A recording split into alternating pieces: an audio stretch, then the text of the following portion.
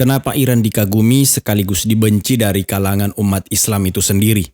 Pertanyaannya, mengapa Iran itu tetap sulit mendapatkan tempat di hati mayoritas Islam dunia? Kendati mereka sangat vokal, berani menyerang Amerika Serikat dan Israel, membombardir Tel Aviv, sesuatu yang tidak pernah bisa dilakukan oleh pemimpin kaum muslimin. Dan benar bahwa balasan Iran terhadap aset-aset Amerika dan Israel seringkali menjadi harapan bagi umat Islam yang melihat para penguasa-penguasa muslim di negeri mereka sedang dalam kondisi yang lemah dan ragu-ragu. Bahkan sebagian kalangan menganggap bahwa kehadiran Iran, posisi Iran pada saat ini sebagai penyelamat yang dianggap berani melawan musuh-musuh Islam. Namun mari kita lihat fakta mendalam dan realitas di lapangan, biar bukti yang berbicara.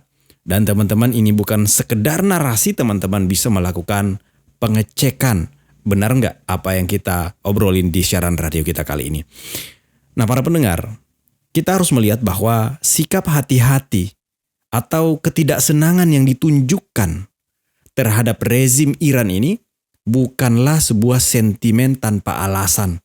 Kalau Anda pernah ketemu di kolom komentar, kalau ada orang yang non-pro Iran, anti, seolah-olah memperlihatkan dia anti terhadap Iran, padahal Iran sedang melakukan serangan besar-besaran ke Israel.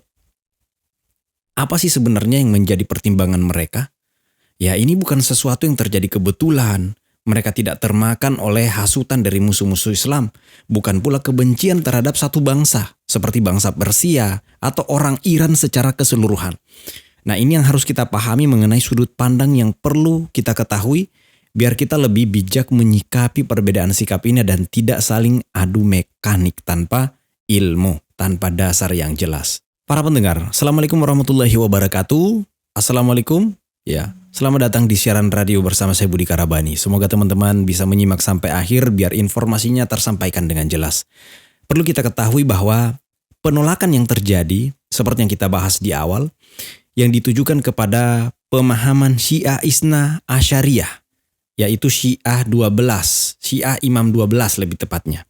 Jadi penolakannya itu jelas kepada satu pemahaman Syiah yang disebut sebagai Syiah Imam 12 yang dianut dan disebarluaskan secara masif oleh rezim penguasa yang ada di Iran saat ini. Serta kebijakan-kebijakan ekspansi pemahaman Syiah yang sering muncul, yang memicu konflik dan perpecahan di dunia Islam. Dan kelompok-kelompok ini sering juga disebut sebagai kelompok Rafidah oleh para ulama. Kenapa? Karena secara teologis mereka menolak dan memusuhi kepemimpinan para sahabat Nabi yang mulia. Ya, sahabat Nabi yang kita ketahui mereka dijamin masuk surga oleh Allah Subhanahu wa taala. Tapi ada juga sih kelompok yang pro Iran tapi lebih bersifat pragmatis. Karena mereka tahu bagaimana Iran, sementara mereka kesal dengan para pemimpin muslim yang terlihat memble, serta kebiadaban Israel dan Amerika di Palestina. Termasuk sikap pragmatisme kelompok perjuangan yang ada di Palestina, kalau kita mempertanyakan itu. Ya, jadi dukungan terhadap Iran tidak serta-merta dilihat sebagai dukungan terhadap Syiah. Itu sesuatu hal yang berbeda. Nah, sekarang mari kita bahas poin per poin kenapa Iran diwaspadai oleh kaum muslimin. Tapi ini khusus bagi kaum muslimin yang peduli dengan akidah atau agama mereka. Bagi kelompok Islam KTP yang cenderung lebih liberal, mereka cenderung apatis dengan hal-hal yang bersifat fundamental seperti ini.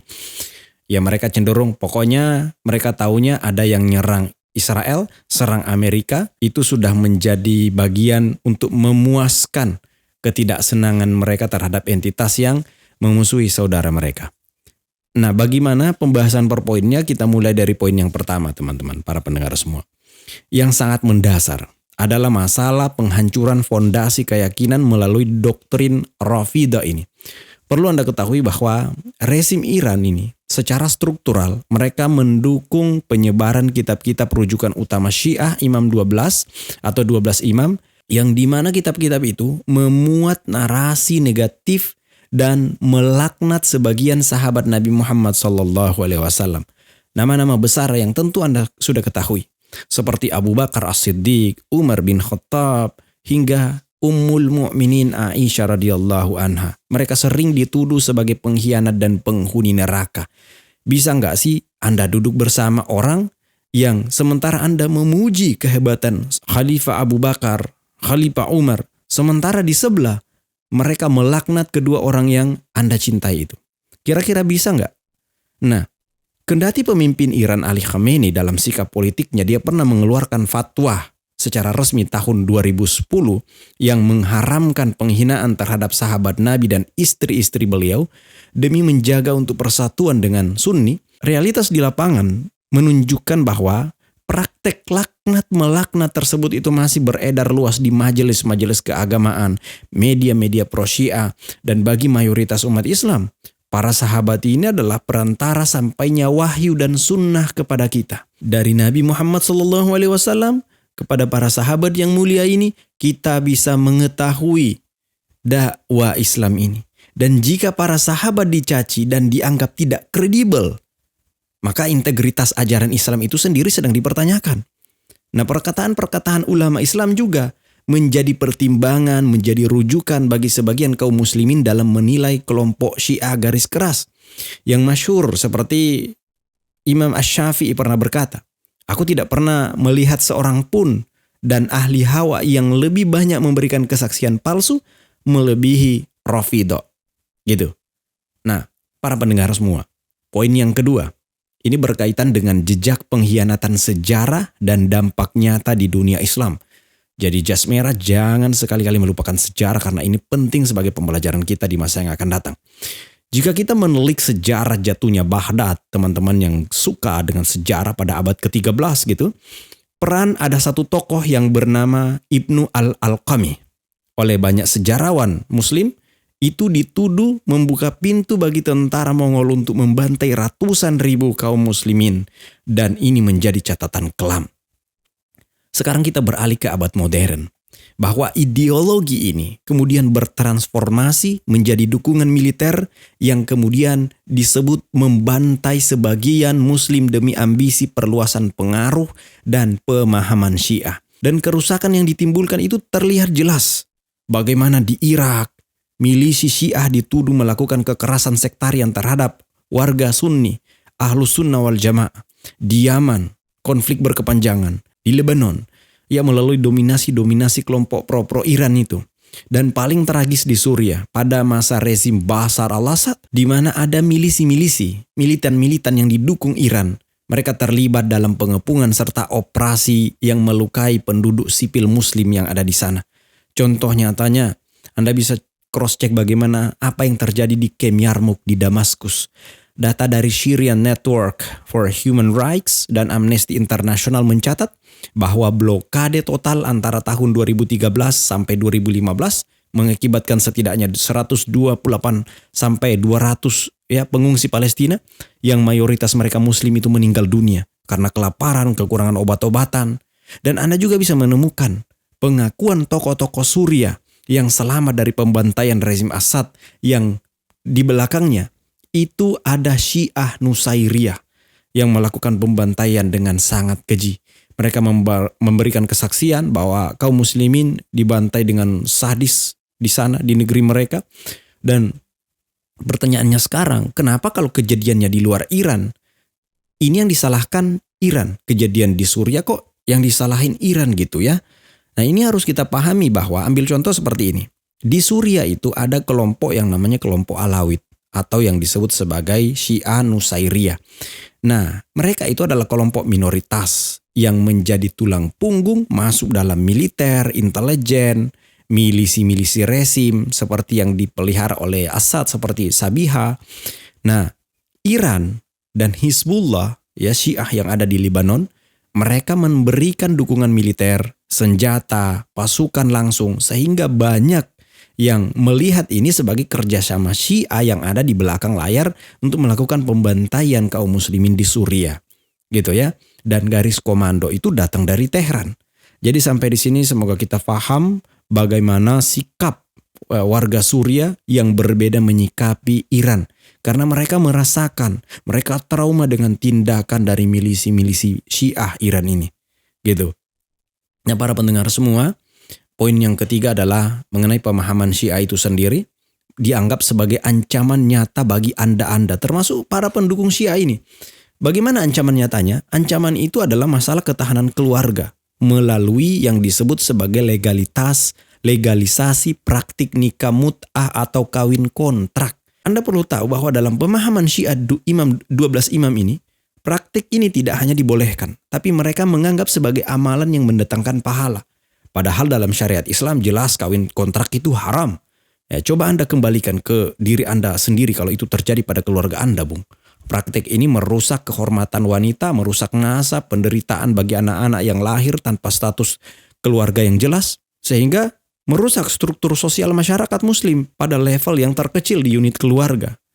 Ya coba Anda bayangkan, mau nggak keluarga Anda dikawin kontrak sama orang-orang Syiah ini, Bung? Gitu. So, poin keempat, Bung, menyangkut tindakan makar di pusat ibadah umat Islam. Wah, ini kalau penggemar sejarah Islam dan tanah suci pasti tahu ini. Bagaimana pemahaman ekstrim Rafidah ini sering memicu tindakan provokatif dan mengabaikan kesucian Masjidil Haram. Ada sejarah yang mencatat bagaimana kerusuhan berdarah tahun 1987 di mana demonstrasi politik dipicu oleh pendukung rezim Iran. Mereka menyebabkan ratusan jamaah haji gugur. Dan bahkan jauh sebelum itu, ada kelompok yang namanya Karamita dari cabang Syiah Ismailiyah yang begitu ekstrim. Mereka pada saat itu menyamar sebagai jamaah haji masuk ke Masjidil Haram. Lalu tiba-tiba apa yang mereka lakukan? Mereka bantai itu para pesiara-pesiara yang sedang tawaf, sholat, yang beribadah di sekitar Ka'bah. Mereka bantai. Mereka bahkan mengejek dengan membacakan ayat-ayat Al-Quran yang menjanjikan perlindungan terhadap Ka'bah gitu. Mana nih janji Allah yang katanya melindungi Ka'bah sembari mereka membantai. Data-data yang masuk itu ada perbedaan, tapi jumlahnya itu memang puluhan ribu yang dibantai di sana. 20.000, 30.000, bahkan lebih daripada itu, 30.000 jamaah haji yang gugur di sana. Gitu. Sampai di sini kita sudah paham ya bahwa alasannya bukan cuma satu, tapi masalah pemahaman, masalah sejarah, dan banyak lagi gitu. Nah, poin yang kelima adalah doktrin taqiyah. Taqiyah ini menjadi was-wasnya bagi kaum muslimin karena ini adalah satu doktrin yang membolehkan kelompok Syiah itu berbohong, menutupi jati diri mereka yang asli, dan oleh sebagian kaum muslimin ini dianggap membuka peluang untuk bagaimana kelompok-kelompok ini bisa menyembunyikan agenda ideologi tertentu di balik retorika, bagaimana mereka retorikanya tentang persatuan atau tentang perlawanan. Nah, kalau dari sudut pandang teman-teman mungkin ada yang terlewatkan oleh saya, silakan tuliskan di kolom komentar. Kenapa sebagian kalangan kaum muslimin mereka tidak berempati, tidak pro terhadap Iran yang saat ini lagi gencar-gencarnya melawan Amerika, lagi seru-serunya dengan rudalnya, dengan drone-dronenya, menghancurkan entitas yang begitu banyak melakukan makar, kerusakan di negeri kaum muslimin. Tapi kalau kita lihat juga di sisi yang lain, ternyata Iran juga pelaku. Gitu. Inilah sebuah sudut pandang dan realitas yang harus diterima oleh kaum muslimin dan disikapi dengan bijak. Nah, tuliskan pendapat teman-teman di kolom komentar. Berpendapatlah dengan baik, yang bijak, santun, tetap saling menghormati. Dan semoga ini memberikan pencerahan bagi kita semua di siaran radio kita kali ini. Karena ini bukan soal perbedaan mazhab semata. Ini bukan soal perbedaan semisal Anda menyederhanakan bahwa ini semisal kayak NU dan Muhammadiyah. Enggak sesimpel itu, brother. Ini jauh lebih panjang. Masalah sejarahnya, untaiannya, dan banyak yang belum kita sampaikan. Nah, melalui siaran radio ini semoga ini memberikan penggambaran. Karena perlu kita ketahui bahwa kerusakan terbesar yang terjadi di muka bumi ini, kalau ada yang sampai rusak akidahnya, mengatakan bahwa ada nabi setelah Nabi Muhammad SAW, ada manusia yang lebih mulia daripada Nabi Muhammad SAW, ada yang mengatakan bahwa Jibril salah memberikan wahyu, kesasar hingga ke Nabi Muhammad SAW. Seharusnya yang menjadi nabi adalah Ali. Seperti itu. Ya, saya Budi Karabani, insyaallah kita lanjut di siaran radio kita selanjutnya. Barakallahu fikum, dan jangan lupa presensi suara saya sudah sampai di kota mana.